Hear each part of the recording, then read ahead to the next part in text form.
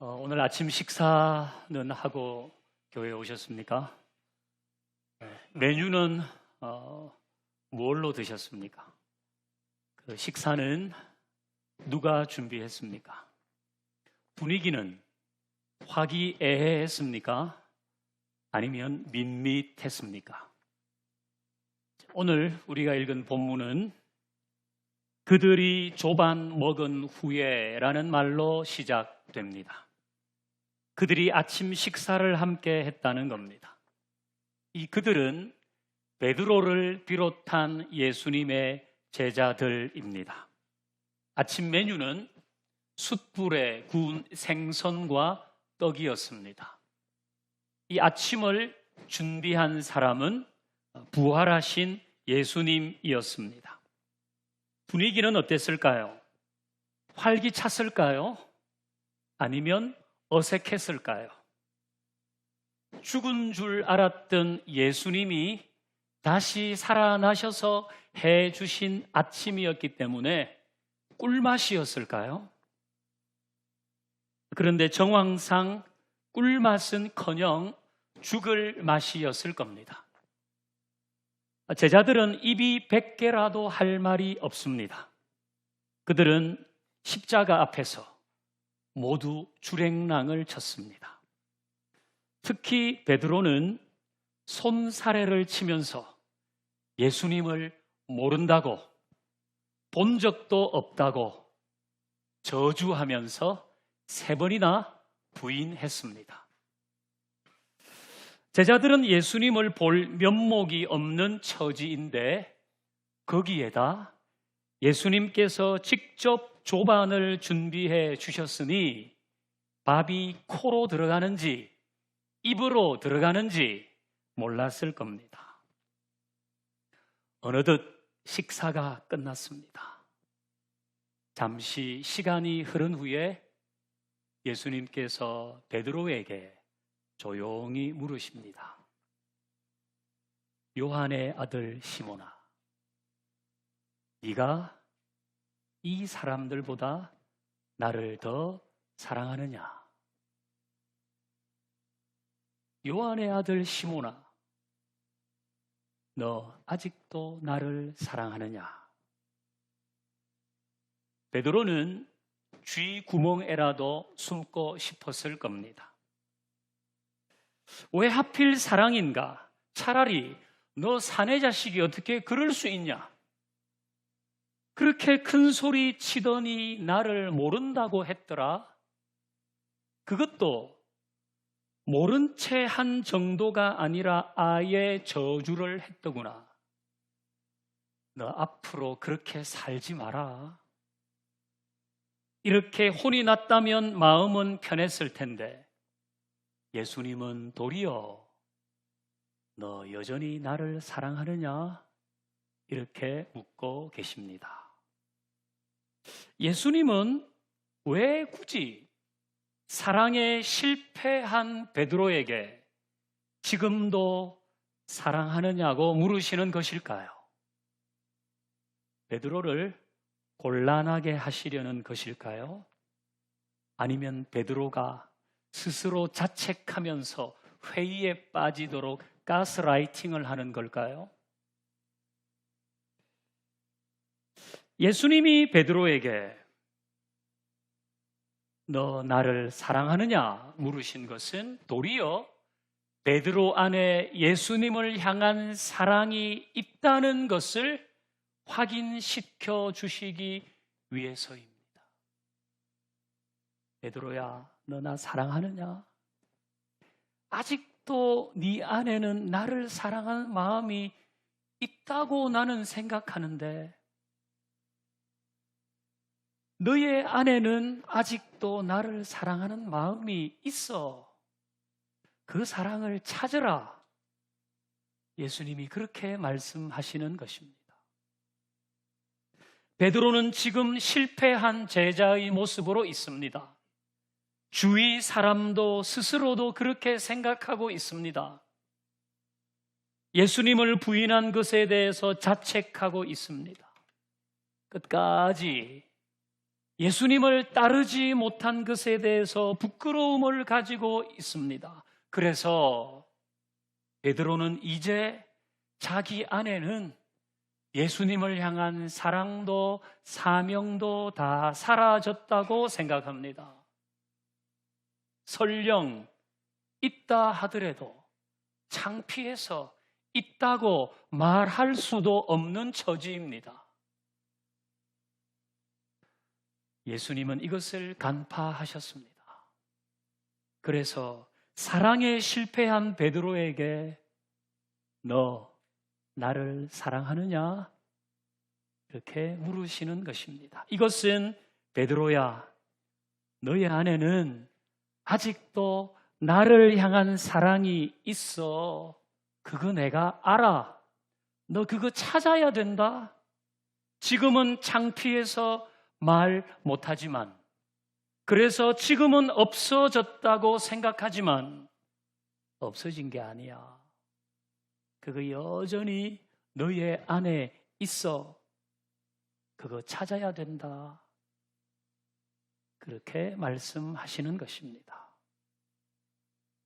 예수님은 베드로에게 이것을 3번이나 확인시켜 주셨습니다. 그래서 베드로는 그때마다 대답하잖아요. 내가 주님을 사랑합니다 라는 내용을 내가 주님을 사랑하는 줄을 주께서 아신다 그랬어요. 이건 주님 아시지요. 네, 많이 부끄러운데요. 그래도 주님을 향한 사랑이 있다는 것은 주님 아시지요. 베드로는 그렇게 대답하는 것입니다. 베드로는 자신의 마음을 헤아려 주시는 예수님이 고마웠을 겁니다. 그래서 대답하잖아요. 내 안에 주님을 향한 사랑이 있습니다. 주님을 모른다고 하는 순간 다 사라졌다고 생각했지만, 차마 창피해서 말하지 못했지만, 내 안에는 주님을 사랑하는 마음이 있습니다. 주님 사랑합니다. 베드로는 그렇게 사랑을 고백합니다. 베드로는 이 고백을 하면서 한없이 울었을지 모릅니다. 예수님의 사랑이 베드로의 눈에서 눈물이 되어 흐릅니다. 자기 마음을 꽉 누르고 있었던 죄책감, 부끄러움, 후회, 이런 것들이 다 녹아내리고 예수님의 사랑으로 채워졌을 것입니다. 예수님은 우리에게도 물으십니다. 너는 나를 사랑하느냐? 너는 나를 사랑하느냐? 왜 물으실까요? 역시 우리 안에 이 사랑이 있다는 것을 확인시켜 주시려는 것입니다. 우리 안에 이 사랑이 여전히 있다는 것을 예수님은 확인시켜 주시려는 거죠. 우리는 이 사랑이 사라졌다고 생각합니다. 이전에는 있었는데 지금은 없어진 것 같습니다. 그런 느낌이 있어요. 열정도 열심도 없어지고 사명도 잃어버렸다고 여깁니다. 그냥 껍데기만 있다고 생각하는 거예요. 젊었을 때는 있었는데 지금은 없다고 여기고, 코로나 전에는 그래도 있었는데 코로나가 지나면서 이런 사랑, 사명, 열심이 다 사라져 버렸다고 여깁니다. 그래서 예수님은 다시 물으시는 거예요. 너 나를 사랑하느냐? 이 말씀은 우리 안에 그 사랑 여전히 있다는 말씀인 줄 믿습니다. 세상살이 하면서 먹고 사느라 잃어버렸다고 생각하는 그 사랑, 때로 신자답지 못한 행동으로 인해 있다고 말하기도 주저되는 그 사랑, 너의 안에 여전히 있다고 하십니다. 그 사랑을 찾으라. 세월의 먼지를 털어내고 그 사랑과 사명을 찾으라고 말씀하십니다. 너는 여전히 사명자다. 나는 너를 사용하기를 원한다. 너는 나의 사랑하는 자녀이다. 실패했어도 부끄러워하지 마라. 과거에 매여 있지 마라. 너는 언제나 내 안에서 새로운 피조물이라고 주님 말씀하십니다. 우리는 주님의 이 음성을 듣고 일어나야 합니다. 예, 주님, 내 안에 주님을 향한 사랑이 있습니다. 나 먹고 사느라고 사라졌다고 생각했지만 차마 창피해서 있다고 말하지도 못했지만 여전히 있습니다. 주님, 제 안에 여전히 있습니다. 이 사랑 찾겠다고 말해야 하는 것입니다. 그래서 부활하신 주님은 다시 우리에게 말씀하는 겁니다. 너 나를 사랑하느냐? 우리는 대답해야 합니다. 작지만 내 마음 한켠에는 여전히 이 사랑이 있습니다. 부끄럽지만 이 사랑 제가 가지고 있습니다. 부인할 수 없는 이 사랑이 있습니다. 내가 주님을 사랑합니다. 이 고백 할 수 있어야 합니다. 이 고백 위에 주님께서는 새로운 사명과 살아갈 이유를 주실 줄로 압니다. 베드로에게 주신 것처럼 우리에게 주실 것입니다. 이제 우리 자막 보면서 같이 읽습니다. 시작. 내 어린 양을 먹이라. 내 양을 치라. 내 양을 먹이라. 아멘. 오늘 본문에 3번 나오는 내용입니다. 이것은 주를 사랑한다고 고백한 베드로에게 주신 말씀입니다. 예수님은 주님을 사랑한다고 말한 베드로에게 내 양을 먹이라고 하십니다. 요한복음을 보면 예수님이 이 땅에 오신 이유를 잘 요약한 말씀 나옵니다. 요한복음 10장 10절 후반절 같이 읽습니다. 시작. 내가 온 것은 양으로 생명을 얻게 하고 더 풍성히 얻게 하려는 것이라. 아멘.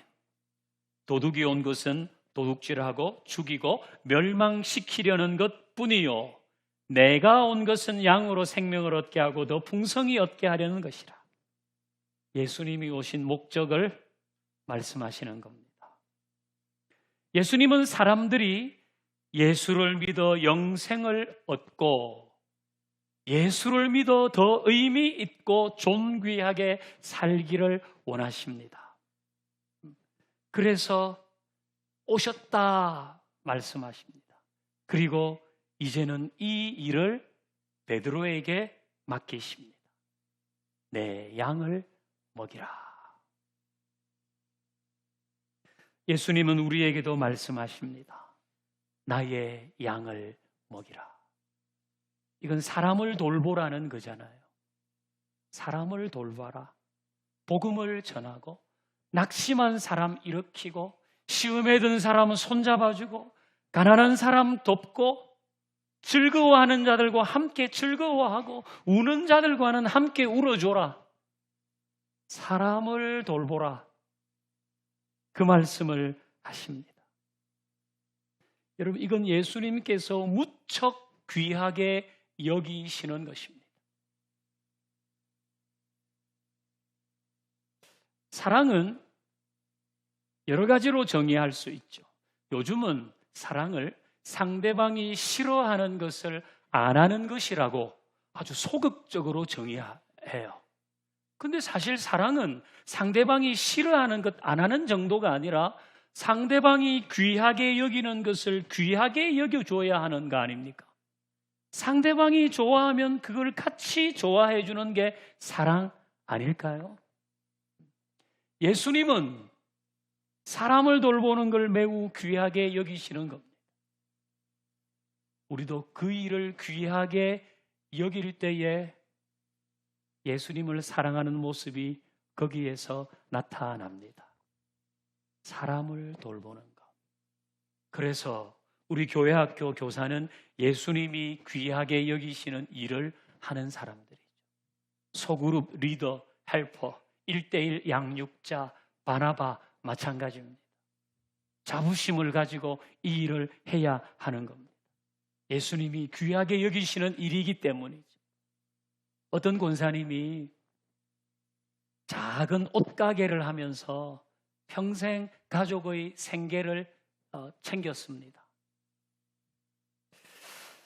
그런데 남편은 특별한 직장은 없는데 취미가 매우 고상했습니다. 이따만한 렌즈가 달려있는 카메라를 가지고 사시사철 좋은 풍경을 찍으러 다니는 거예요. 부인은 고생하는데 남편은 한량처럼 살았습니다. 하루는 남편이 카메라를 분실했어요. 700~800만 원 하는 그 카메라를 잊어먹은 겁니다. 카메라를 잃어버린 남편은 식음을 전폐하고 시름시름 앓는 거예요. 이 모습을 본 그 권사님은 어떻게 했을까요? 있는 돈 없는 돈 다 모아서 똑같은 카메라를 사주었습니다. 잘했다고 생각하는 분 손 들어보세요. 잘못했다고 생각하는 분 손 들어보세요.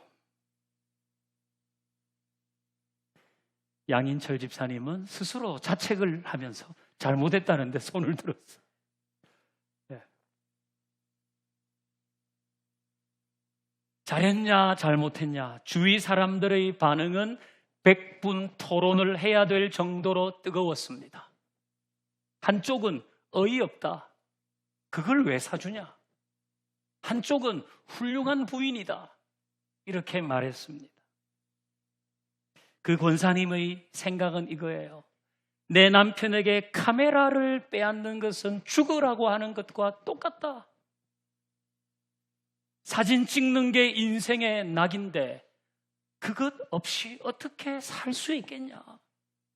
그래서 카메라를 사줬다는 거예요. 이 권사님에게 사랑은 상대가 귀하게 여기는 것을 나도 귀하게 여기는 것입니다. 사랑은 이런 거 아닙니까? 남편에게 사랑받지 못하고 사는 여자의 특징은 뭔가? 남편이 귀하게 여기는 걸 무시해요. 남편이 좋아하는 것을 하찮게 생각해요. 남편은 혼자 조용히 TV 보는 거 좋아하는데 그 꼴 보기 싫다고 청소기를 돌려버려요. 남편은 등산 그렇게 좋아하는데 평생 등산 한 번 같이 안 가요. 그리고 어떻게 사랑한다고 말하겠습니까? 아내에게 사랑받지 못하고 사는 남자의 특징은 뭔가? 아내가 좋아하는 것을 무시해요. 아내가 귀하게 여기는 것을 하찮게 봐요. 아내가 드라마 좋아해서 보고 있으면 드라마는 정성맞게 채널 돌려버려요. 아내가 같이 쇼핑 가는 거 좋아하는데 한 번 쇼핑을 안 가요. 물론 남자들에게 쇼핑은 고역이죠. 저는 쇼핑하다가 쌍코피도 흘려봤어요.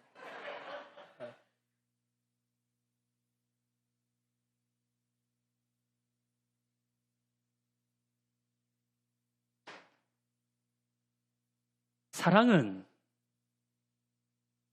상대방이 귀하게 여기는 것을 귀하게 여기는 거예요. 예수님은 교회를 귀하게 여기세요. 우리도 교회를 귀하게 여겨야 하는 거예요.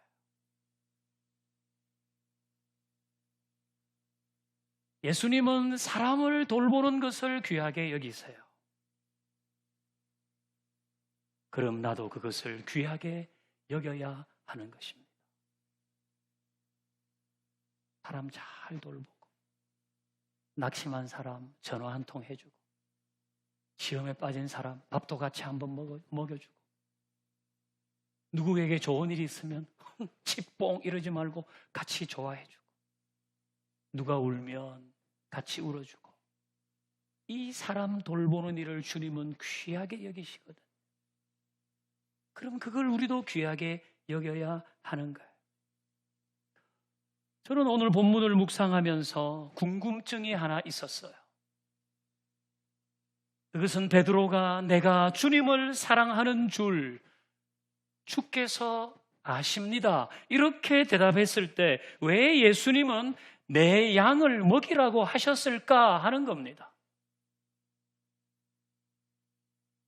베드로가 내가 주님을 사랑합니다 그렇게 했을 때, 그래, 이제는 그 사랑 잘 붙잡아라, 이제는 그 사랑을 키워가, 다음부터는 다시 그 사랑을 버리는 일은 하지 마라, 이렇게 하시지 않고 내 양을 먹이라고 하셨다는 거예요. 왜 그렇게 하셨을까? 주님이 주신 깨달음은 베드로가 이 사랑을 지켜가기 위해서 필요한 것은 내 양을 먹이는 거예요.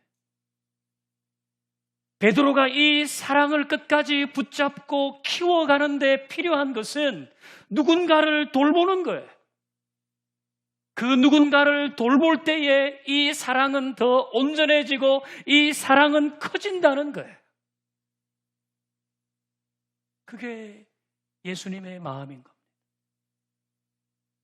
내가 주님을 사랑합니다, 다시는 주님을 떠나지 않겠습니다, 이 사랑을 귀하게 여기겠습니다 라고 할 때 그렇게 할 수 있는 가장 좋은 길은 누군가를 돌보는 겁니다. 주님의 사랑으로. 그럴 때에 내 안에 있는 이 사랑은 더 온전해진다는 것입니다. 부모가 애 놓는다고 해서 부모의 사랑이 키워집니까? 아니요. 그 아이를 위해서 희생하고 헌신할 때 부모의 사랑이 생기는 겁니다. 사랑의 농도는 수고와 희생으로 짙어지는 겁니다. 모든 사랑이 그렇습니다. 사람을 돌보는 일을 위해서 희생하고 헌신할 때에 주님을 향한 사랑도 더 짙어지는 겁니다. 그래서 주님 사랑합니다 라는 베드로에게 예수님은 내 양을 먹이라고 3번이나 말씀하신 것입니다. 혹 여러분 중에 나 예수님을 사랑하지만, 그렇게 고백하지만 내 고백에 힘이 없다고 느껴지는 사람은 예수님의 말씀대로 내 양을 먹이는 일에 마음을 쏟아봐야 합니다. 일로 하지 말고 성심을 다해서. 그러면 주님을 사랑한다는 여러분의 고백에 힘이 생길 겁니다. 내가 주님을 사랑하는 이 사랑 변치 않고 끝까지 견지하고 싶다. 사람을 돌보는 일 해야 합니다. 그래야 주님의 그 깊은 사랑을 나도 더 깊이 있게 알게 될 것입니다. 오늘 설교 제목은 사랑을 찾으라 하신다입니다. 예수님은 우리에게 사랑을 찾으라고 하십니다. 여러분 안에 다 있어요. 없어지지 않았어요. 이런저런 일로 사라졌다고 생각하지만 여전히 있어요. 그 사랑 다 찾을 수 있기를 바랍니다. 주님이 주신 사명도 다시 찾을 수 있기를 바랍니다. 그래서 다시 주님, 내 안에 주님을 향한 사랑이 있습니다. 다시 사명자로 부르시는 주님의 음성에 응답하며 가겠습니다. 주님이 말씀하신 양을 먹이며 가겠습니다. 이런 고백이 우리 모두의 고백이 되기를 주의 이름으로 축원합니다. 네. 이제 우리 찬양하십시다. 이 찬양 너무 유명하죠? 요한의 아들 시몬아. 우리 찬양할 때에 우리 주님께서 우리에게 너 나 사랑하지? 여전히 너희 안에 사랑이 있는 줄 알아. 예, 그렇습니다. 주님 저에게 있습니다. 이 고백 함께 드리십시다.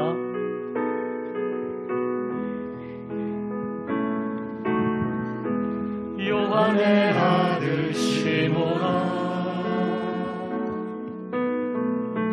내가 다른 사람들보다 나를 더 사랑하느라 아멘.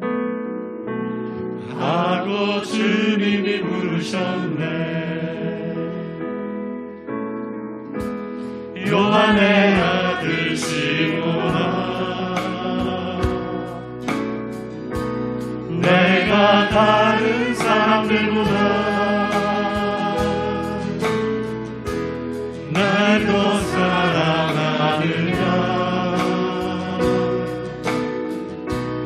하고 주님이 우리 다시 한번 부르셨네. 요한의 아들 시몬아,